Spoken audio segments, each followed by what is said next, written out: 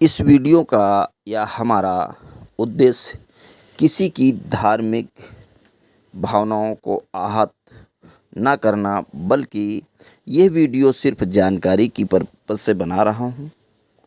जो आज हमारे समाज में तरह तरह का अंधविश्वास, पाखंड, कुरीतियाँ या लोगों के दिमाग में भ्रम बैठा है, तो उसी जानकारी से बनाया जा रहा है। इसका कोई गलत अर्थ ना लगाए, क्योंकि हम सभी जानते हैं कि आज साइंस इतना आगे बढ़ गया है।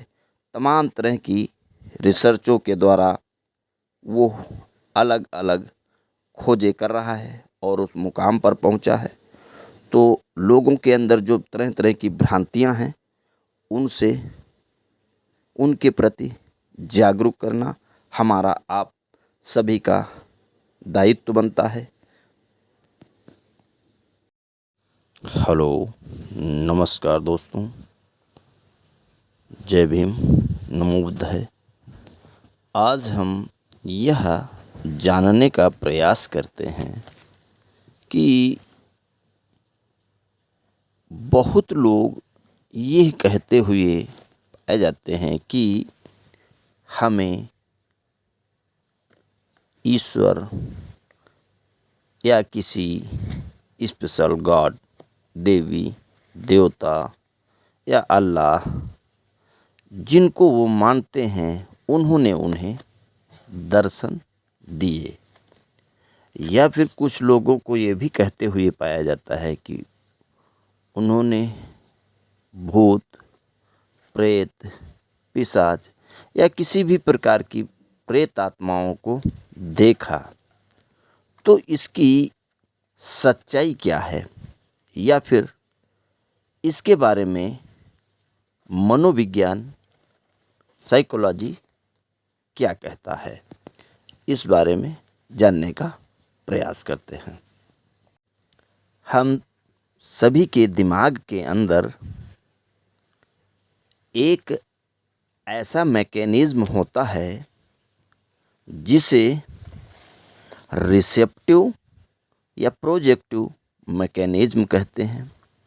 बेसिकली कोई भी जो सामान्य चीज़ हम देखते हैं, वह हमारे वातावरण में मौजूद होती है। ये सभी चीज़ें सीधे हमारे दिमाग में नहीं जाती हैं, बल्कि ये जो बाहरी हमारा वातावरण है, इससे इन चीज़ों की जो इन्फॉर्मेशन होती है, उसको रिसीव करने के लिए हमारे ही शरीर में रिसेप्टर्स, सेंसरी रिसेप्टर्स के रूप में हमारे शरीर के अंदर सेंसरी ऑर्गन्स होते हैं। जैसे जब हम किसी होटल या स्कूल या किसी भी संस्थान में जाते हैं, तो वहाँ पर पहले एक रिसेप्शन काउंटर होता है जो हमें रिसीव करता है, और उसी प्रकार से हमारे जो बॉडी में हमारा दिमाग है, ये सभी चीज़ों, बाहर से वातावरण की सभी जो सूचनाएं होती है या इन्फॉर्मेशन होती है, उसको जाने से पहले बाहरी वातावरण से जो भी सूचना आती है, उसको रिसीव करने के लिए हमारी बॉडी के अंदर एक रिसेप्टिव ऑर्गन्स होते हैं जो उन्हें रिसीव करते हैं। इसीलिए बाहरी वातावरण से जो भी विजुअल इन्फॉर्मेशन आती है, उसे रिसीव करने के लिए हमारे पास हमारा सेंसरी ऑर्गन आँख होती है, जो कि विजुअल इन्फॉर्मेशन को रिसीव करती है, और विजुअल इन्फॉर्मेशन मैकेनिकली एनर्जी के फॉर्म में है, जिसे हमारी आँखें इलेक्ट्रिकल या केमिकल एनर्जी के फॉर्म में कन्वर्ट कर देती हैं, और फिर आँखों से यह इन्फॉर्मेशन नर्वस सिस्टम के द्वारा हमारे न्यूरॉन्स के थ्रू हमारे दिमाग तक पहुंचती है और ये न्यूरॉन्स आपस में कनेक्टेड रहते हैं और एक न्यूरॉन्स केमिकल रिलीज करता है तो दूसरा न्यूरॉन्स केमिकल फॉर्म में इंफॉर्मेशन को एक्सेप्ट या रिसीव करता है। हमें ये भी समझना चाहिए कि न्यूरॉन्स के एंड या आखिरी सिरे पर एक टोटी के आकार का नल टाइप का लगा रहता है और हमारे दिमाग के अंदर में जितनी भी विजुअल इंफॉर्मेशन ये जा रही है, इसका जो फाइनल रिसीविंग एरिया होता है उसे विजुअल कॉर्टेक्स कहते हैं। जैसे ही ये विजुअल इंफॉर्मेशन जो हमारे दिमाग में आती है, वैसे ही न्यूरॉन्स के आखिरी सिरे से एक्साइटेटरी न्यूरोकेमिकल एक तरह रिलीज होता है जिसे ग्लूटामेट कहा जाता है। जैसे ही ये ग्लूटामेट या फिर एक्साइटेटरी न्यूरोकेमिकल विजुअल कॉर्टेक्स की जो सरफेस होती है, सतह होती है, उस पर पड़ता है तो विजुअल कॉर्टेक्स के न्यूरॉन्स को स्टिमुलेट कर देता है और जैसे ही ये विजुअल कॉर्टेक्स के न्यूरॉन्स स्टिमुलेट होते हैं और फिर हमें वो सभी चीज़ें दिखाई देने लगती हैं।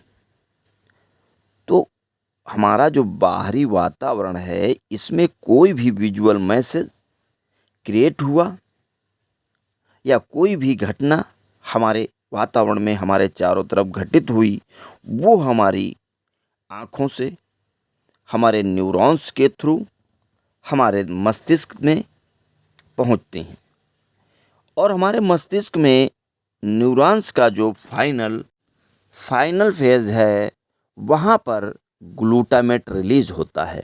यह ग्लूटामेट विजुअल कॉर्टेक्स को, न्यूरॉन्स को स्टिमुलेट करता है। जैसे ही विजुअल कॉर्टेक्स के न्यूरॉन्स स्टिमुलेट होते हैं, वैसे ही हमें वह बाहर की पिक्चर दिखाई देने लगती है। मतलब हमारे कहने का यह है कि हमारे दिमाग के अंदर में एक इंटरनल पिक्चर क्रिएट होता है या हमारे अंदर एक चित्र बनता है जो वो दिखाई देने लगती है। ये जो है एक नॉर्मल प्रोसेस इस ग्लूटामेट की होती है जो कंट्रोल करता रहता।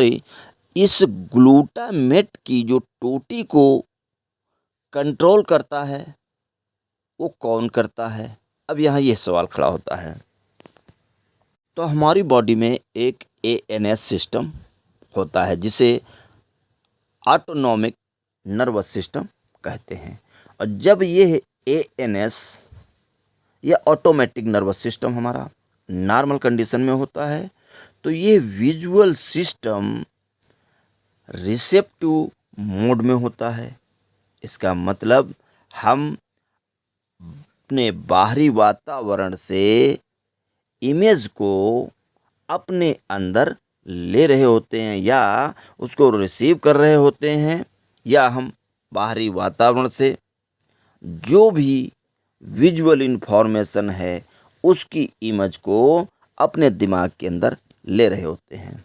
इसे कहते हैं रिसेप्टिव मैकेनिज्म और रिसेप्टिव मैकेनिज्म के द्वारा हमें सभी चीज़ें नॉर्मल कंडीशन में एज इट दिखाई देती हैं। जैसे हमने बाहर देखी वो अपनी वास्तविक रूप में दिखाई देती हैं। कब? जब हमारा autonomic nervous system normal condition में होता है और इस प्रोसेस को हम रिसेप्टिव मैकेनिज्म कहते हैं। और जब हम अंधेरे में या हम भयभीत हों या डरे हुए हों या किसी भी तरह के स्ट्रेस तनाव में हों या घबराहट में हो, तब हमारा होता क्या है कि हमारी बॉडी में जो हमारा नर्वस सिस्टम है, ऑटोनॉमिक नर्वस सिस्टम, वो एबनॉर्मल कंडीशन में आ जाता है। अर्थात कहने का मतलब ये है कि उन परिस्थितियों में हमारा automatic nervous system abnormal condition में आकर के और स्वतः स्टिमुलेट हो जाता है। कहने का तात्पर्य यह है कि बाहर के वातावरण से कोई भी विजुअल इन्फॉर्मेशन ना आने के बावजूद भी हमारा ये एएनएस इस न्यूरॉन्स की जो टूटी होती है उसको चालू कर देता है। और जैसे ही यह टूटी चालू होती है, उससे एक्साइटेटरी न्यूरोकेमिकल अर्थात ग्लूटामेट रिलीज होता है, जिस कारण हमें पिक्चर दिखाई देने लगती है। मतलब बाहर या हमारे बाहरी वातावरण में कोई भी विजुअल स्टिमुलेशन नहीं हो रहा है या वहाँ पर कोई चित्र या प्रतिक्रिया नहीं हो रही है, परंतु हमें डर या अंधेरे या अपने घबराहट या स्ट्रेस में होने के कारण हमारा एएनएस सिस्टम एबनॉर्मल स्टिमुलेट हुआ, जिसके कारण ये हमारे न्यूरॉन्स की इंड की टूटी चालू हो गई और एक्साइटेटरी न्यूरोकेमिकल रिलीज हो रहा है और विजुअल कॉर्टेक्स के न्यूरॉन्स को स्टिमुलेट कर रहा है, जिस कारण हमें दिखाई देने लग जा रहा है। मतलब बाहर कोई पिक्चर, विजुअल इन्फॉर्मेशन या व्यक्ति नहीं है, फिर भी हमारे दिमाग के अंदर पिक्चर दिखाई दे रही है। जैसे हम सभी के घरों में भी एक नल तो होता ही है और जब हम चालू करते हैं तभी पानी आता है, अन्यथा पानी बंद रहता है। और जब हम उसकी देखते हैं कि चूड़ियाँ खराब हो जाती हैं तो पानी अपने आप धीरे धीरे रिसने लगता है। वहाँ पर कोई चालू या बंद करने वाला नहीं होता है, फिर भी पानी गिरता रहता है। उसी प्रकार से हम सभी को समझना चाहिए कि हमारा एएनएस सिस्टम जब एबनॉर्मल होता है, जिससे टूटी चालू हो गई और एक्साइटेटरी केमिकल या ग्लूटामेट रिलीज होने लगता है, और जैसे ही एक्साइटेटरी केमिकल विजुअल कॉर्टेक्स की सरफेस पर पड़ता है तो विजुअल कॉर्टेक्स के न्यूरॉन्स को स्टिमुलेट कर देता है और उसके अंदर हमें इमेज दिखाई देने लगती हैं। मतलब ये हुआ कि पिक्चर हमें हमारे दिमाग के अंदर तो दिखाई दे रही होती है, परंतु उसकी वास्तविकता ये होती है कि हमारे बाहर के वातावरण में इस तरह का कोई क्रिया या प्रतिक्रिया या घटना घटित नहीं हो रही होती है। यहाँ पर जो हमारा मैकेनिज्म कार्य कर रहा है, या कहना चाहिए कि मतलब दिमाग में पिक्चर है लेकिन बाहर नहीं है, इसे कहते हैं मिस परसेप्शंस। जो नॉर्मल रिसेप्टिव मोड वाला है उसे परसेप्शन कहते हैं, और इस तरह के परसेप्शन जो हमारे दिमाग में तैयार हुआ उसको हम मिस परसेप्शंस कहते हैं। और जब हम डरे हुए, घबराए हुए, अंधेरे में या किसी तनाव में होते हैं, उस समय हमारा एएनएस सिस्टम गड़बड़ करता है और जो हमारे न्यूरॉन्स की टूटी है उसको अपने आप स्वतः ऑटोमेटिक चालू कर देता है। यहाँ पर जो पिक्चर हमें दिखाई देती है उसको हम मिसपरसेप्शंस कहते हैं, और मिसपरसेप्शंस ही मिस प्रोजेक्टिव मैकेनिज्म इसे प्रोजेक्टिव मैकेनिज्म का काम करने लगता है। और प्रोजेक्टिव शब्द प्रोजेक्टर से लिया गया है। प्रोजेक्टर वास्तव में क्या होता है? जब कभी हम सभी सिनेमा हॉलों में गए होंगे तो देखें होंगे कि पिक्चर तो प्रोजेक्टर ट्यूब के अंदर चल रही होती है, परंतु दिखाई हमें वॉल के पर्दे पर देती है। वास्तव में पिक्चर चल कहाँ रही है? प्रोजेक्टर के अंदर, और हमें दिखाई कहाँ दे रही है? दीवार पर।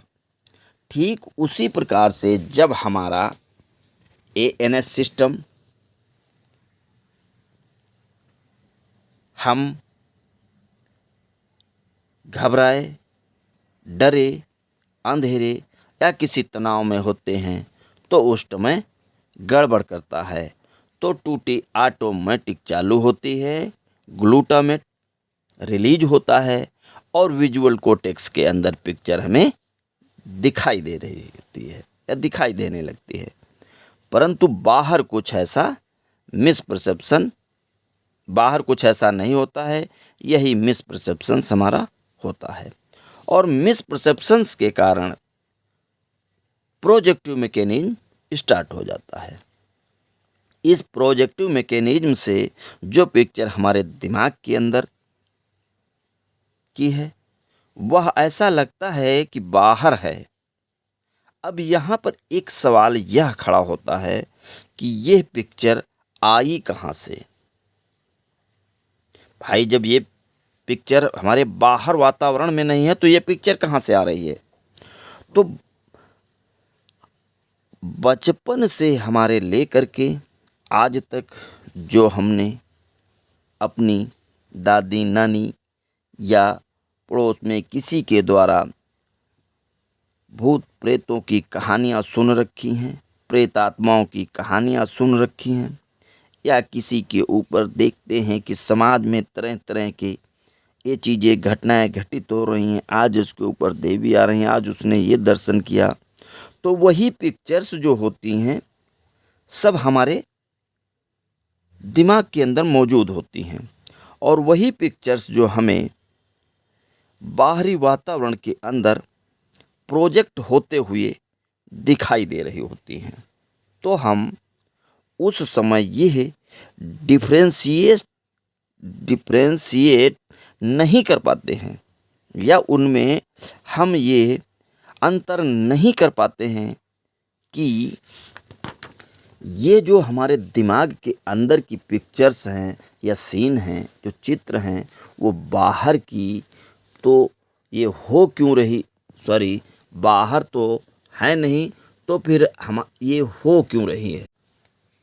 ये हमारे प्रोजेक्टिव मैकेनिज्म के कारण संभव हो पाता है।